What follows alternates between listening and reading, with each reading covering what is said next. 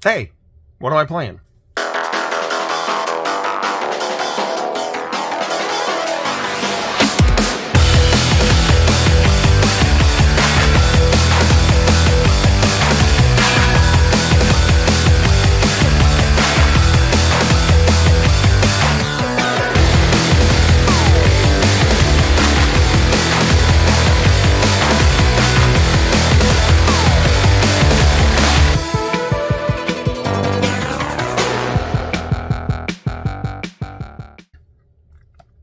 I have been playing We Love Katamari REROLL plus Royal Revelry.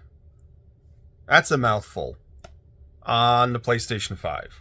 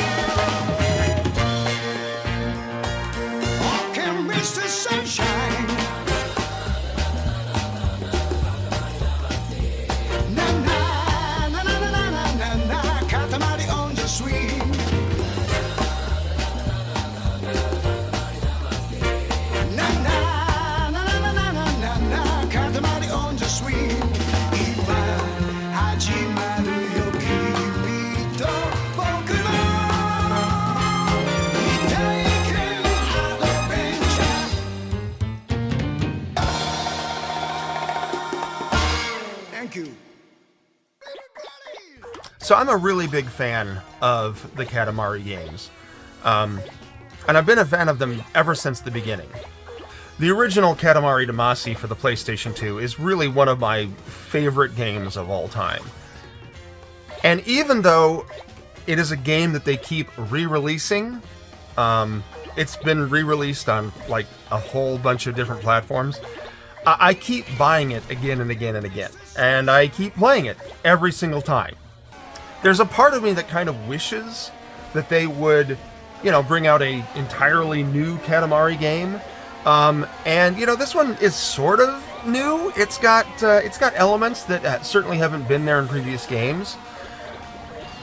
But I still would kind of like to see an entirely new Katamari, something that is wholly original and, doesn't include levels and stages from the previous games. That being said, I still love the game, and I still keep replaying it, and I keep buying it, so clearly I'm happy with what they're doing, even if I kind of wish they would do more. But for those who might not know what the Katamari games are, they are weird. They are a particularly glorious piece of weirdness that is incredibly fun and enjoyable to play. In them, you play as the prince, who is the son of the king of all cosmos, and your task is to roll around a ball called a Katamari, which, when it hits something that's smaller than the ball, that something will stick to the ball, and the ball will grow.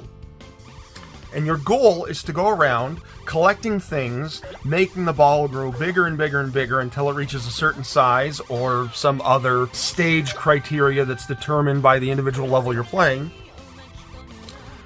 And do this all within a certain time frame. And it gets to be utterly insane. You start out very small, generally something that's like about the size of like a thumbtack or an eraser that you might use for erasing pencil scribbles.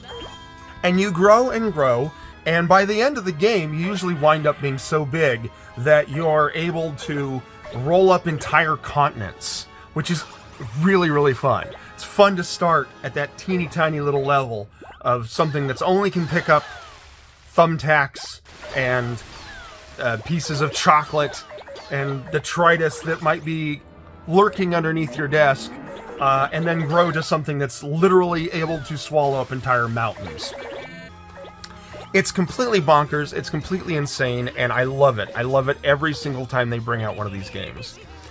This one is pretty good. I I'm not going to say that it's the best remake of, whichever games that they're remaking, but it is really good, and it is a lot of fun, and I enjoyed it. I had a lot of fun. I didn't get all the trophies. I keep thinking I should go back. That's kind of the way it is with all these games. I keep thinking, you know what, I should go get all the achievements or go get all the trophies, and I never do. I'll just wait, because they'll bring the same game out again, and I'll replay it again in a few years, so why spend time 100%ing the game right now? But at any rate, I really do recommend this game, and if you're in the market for a completely bonkers, wild gaming experience, and you, for whatever reason, haven't been exposed to Katamari Damacy before, I recommend this one very highly. It's a fun game.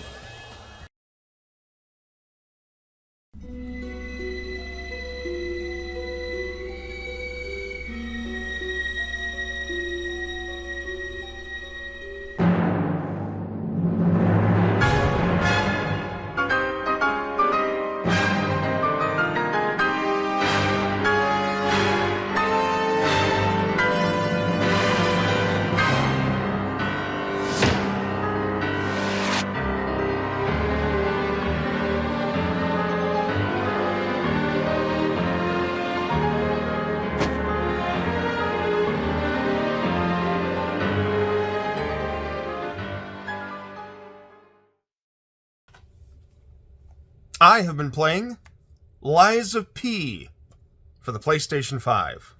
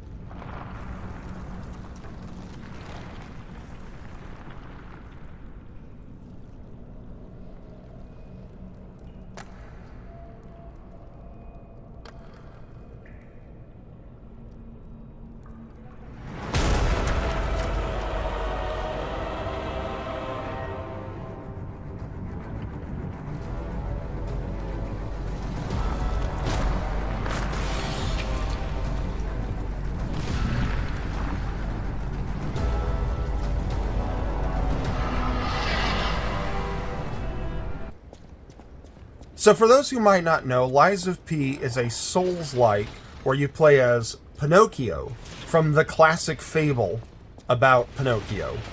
You're a puppet. You were created by Geppetto. You have a cricket named, well, in this game it's named Gemini, but, Jiminy Cricket. This game, he's also not really a cricket. They call him a cricket, but he's like a little AI that lives in a lamp. It's weird. But as I mentioned, this is a Souls-like. Specifically, it kind of follows the Bloodborne pattern of Souls-likes. Not a lot of blocking, more of an emphasis on parrying and dodging. It's also a game that when it came out, a lot of people really were talking about it. A lot of people were praising it. And that praise is very much warranted. This is a great game, and I really, really enjoyed it. Graphically, it's pretty spectacular. The gameplay is spot on. It's got just the right mix of elements from Sekiro and Bloodborne, and it's really good stuff. All that being said, I'm not sure that praise that people are heaping on it is necessarily deserved. A lot of people say that it's like the best Souls-like, other than the ones that From Software has made, and I'm not sure I'd really agree with that. It's very good, don't get me wrong. It's a great game. But it's not terribly original.